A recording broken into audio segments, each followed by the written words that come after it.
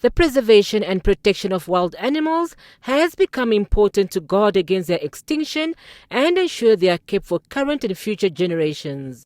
As opposed to in the past, when wildlife was killed merely for meat and consumption, with a bit of focus on trade in animal products, the resource has grown in value globally and is today considered of additional benefit to the community through conservancies. There is therefore a need for all stakeholders to contribute towards their protection.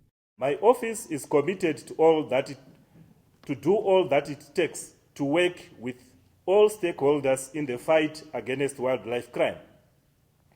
To complement efforts of other stakeholders, my office created the Environmental Crime Unit, ECU, which is represented at all stations in the country. All species are equally protected against poaching, but rhinos, elephants and pangolins are most at risk of illicit trade activities.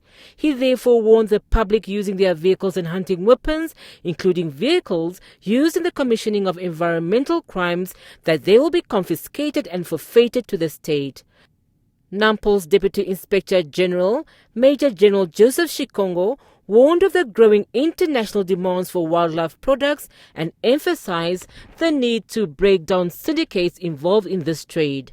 In line with the strategic objectives, the ongoing joint anti-poaching operation efforts and other operations between Namibian Police, the Ministry of Environment, Forestry and Tourism, and the Namibian Defence Force, NDF, are yielding notable results. Despite certain challenges hampering the consistent eradication of poaching incidents, especially rhino for their horns. Minister Shifeta further addressed the issue of wildlife poaching in the Etosha National Park and illegal timber harvesting in the two Kavango regions as serious matters to be tackled head-on. Demand for species is changing. Crime syndicates shift their methods. And while we are winning in one area, we might be losing in another without being aware of it.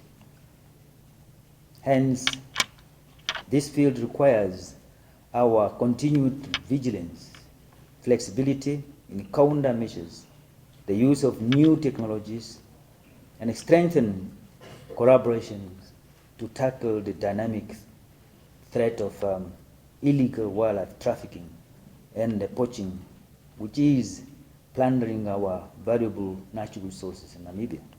Law enforcement officials revealed a high success rate in arresting suspected criminals, but highlighted the slow rate in prosecuting them due to delays in obtaining forensic results. The meeting was attended by environmental officials and members of the security cluster assigned to the anti-poaching unit and other donors and supporting agencies.